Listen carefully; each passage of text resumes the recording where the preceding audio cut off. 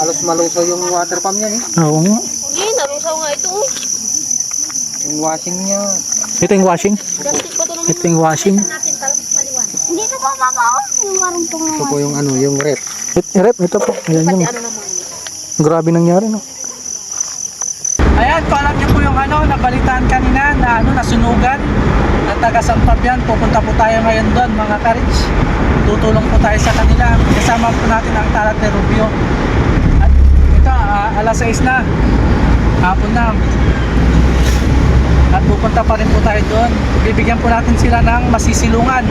Dahil nabalitaan po natin na wala daw po silang masisilungan o matitiran. Kaya ngayon, tara, samahan niyo pa ako mag-impake at ibigay kung ano po yung mga kailangan ibigay sa kanila mga karich.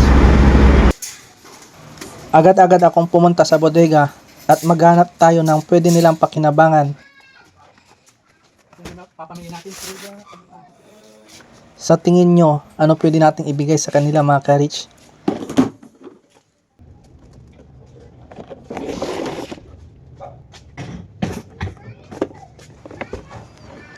Dito ay binigyan natin sila ng gamit na siguradong kakailanganin nila pang araw-araw at tool na nagagawing silungan sa tuwing sasapit ang matinding init at malamig na gabi. Tara't puntahan natin ang bahay nila ate kasama ang ating grupo na Talat de Rubio. Dito ay ginabi na kami sa daan at walang masyadong kabahayan at ilaw na madadaanan. Tangi ang sasakyan lang ng ilaw ang nagsisilbing ilaw namin. Hindi namin akalain na sa matirik na bundok ang kanilang bahay. Isang maling galaw ng manobela, siguradong sa bangin kami mahuhulog.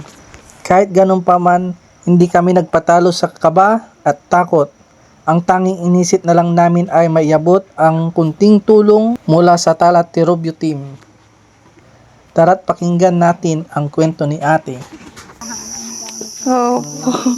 Kahit gabi na po, nag-abala pa po kayo. Nag-aalala nga kasi ako kanina baka talagang umulan. Ay, mula. Umambon kanina nung palis pa ako. Nasa sentro pa ako. Pero babalik pa naman po ako sa mga susunod na. Opo. Magtatawag pa si kuya. Kasi na-wash out po kami. Opo. Eh, may dati ano ba? Anak po namin. Ano ni ano, Councilor Rapalio. Ito gamit ko nung anak ko na kasi Tinan mo yung nasa loob ko. Ano pa yung malaman? Hindi, wala naman. Nambol ka na. kasi malaman pa niya sa loob. May mga tali. May bag ka na, anak. Okay na eh. May dala po kami ano ba?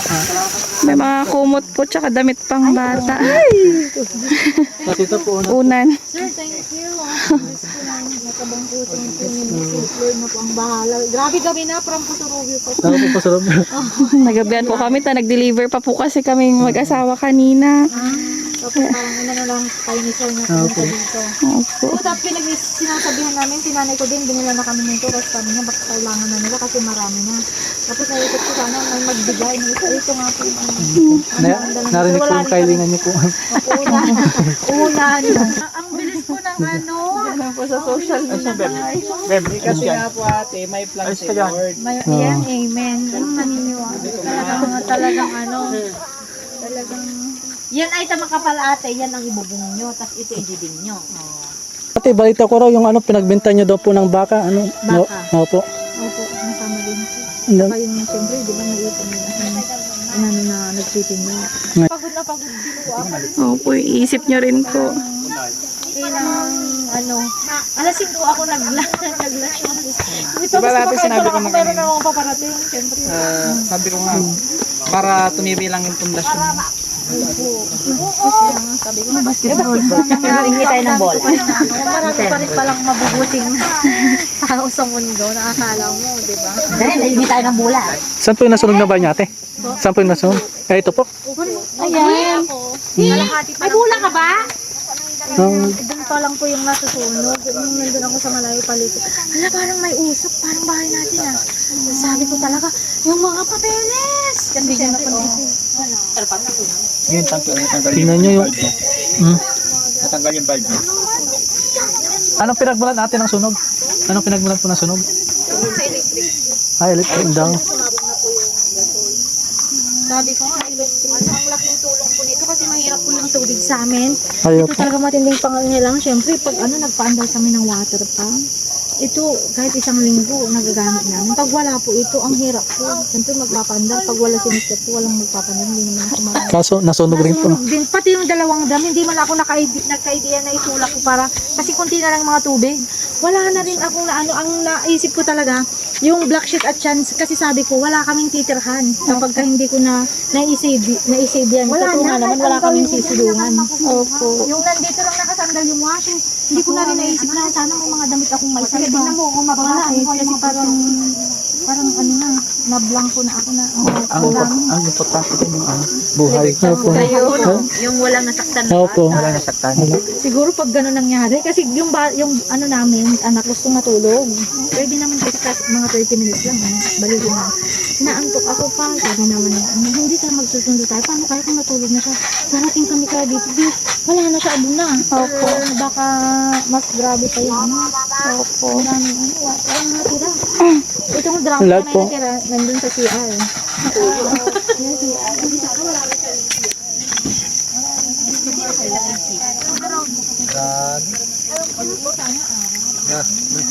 Halos malusaw yung water pump yan eh. Oo nga. Yung washing niya.